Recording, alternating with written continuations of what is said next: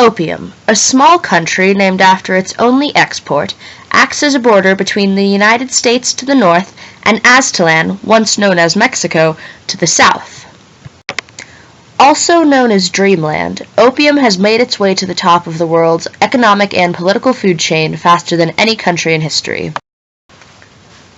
Tonight, we investigate a man that built an empire in a lifetime and tore it down in a night, and more importantly, how.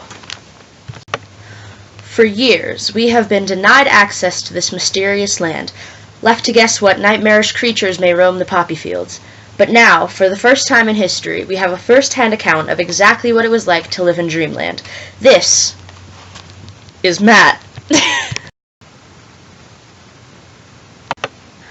Matt, or Mateo, is a genetically engineered clone, spliced from the DNA of opium's previous master, El Patron, or Mateo Alacran. With the recent death of the original El Patron, young Matt here takes his place and title according to international law. Now, Matt, you grew up in opium and lived among the Alacran family until you were 14. Tell me, did they treat you any differently because you were a clone? To be honest with you, Lorna, I didn't even realize I was different at first. I lived with Celia, one of the kitchen maids, in a little house in the poppy fields until I was 6. I didn't know what a clone was, much less that I was one. It was lonely, but that's all I knew. Celia loved me and took care of me. It was that simple.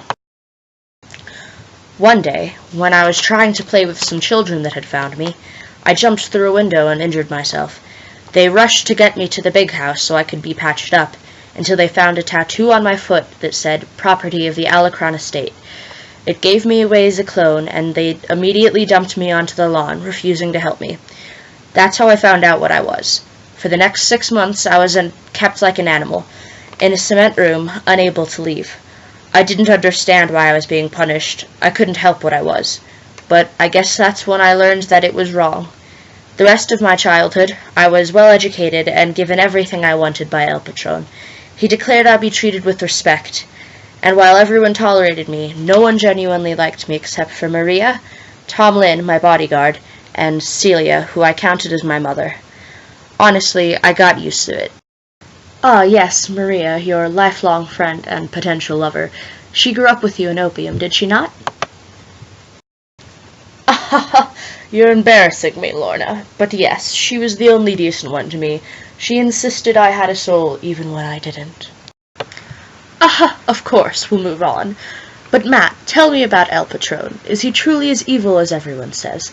Did he really implant computer chips in the brains of all the people flooding the border in order to create an army of mindless workers? Indeed he did, Lorna. Every day they'd bend and cut poppies endlessly, never stopping unless you told them to. I was young and didn't realize quite how cruel this was, the severity of the situation. When I finally hit puberty and my voice dropped really low like this, I realized the cruel reality of what I was grown for. You see, El Patron had lived nearly 150 years, and I had never ended up questioning why. Apparently, there had been 8 more clones just like me before. He had been taking them and using them as spare parts for himself. El Patron is a very powerful man.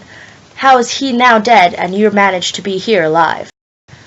You see, Celia, oh blessed woman, had been poisoning me just enough to make my parts useless to El Patron, but not enough to kill me. After he found this out, the shock made his heart give out, and he died. Tom Lynn then escorted me to an oasis and set out an escape plan for me to Aztlan. However, the journey was not easy. I was snagged into an orphanage where I was forced to work in horrible conditions. We were fed plankton every day instead of real food. I made some friends and we managed to escape. It was a rough trip, but we made it to San Luis, where we were able to find Maria and her convent of Santa Clara. It was then that they filled me in on what had been going on the past 3 months in opium. It was in lockdown since the night that I escaped and El Patron died.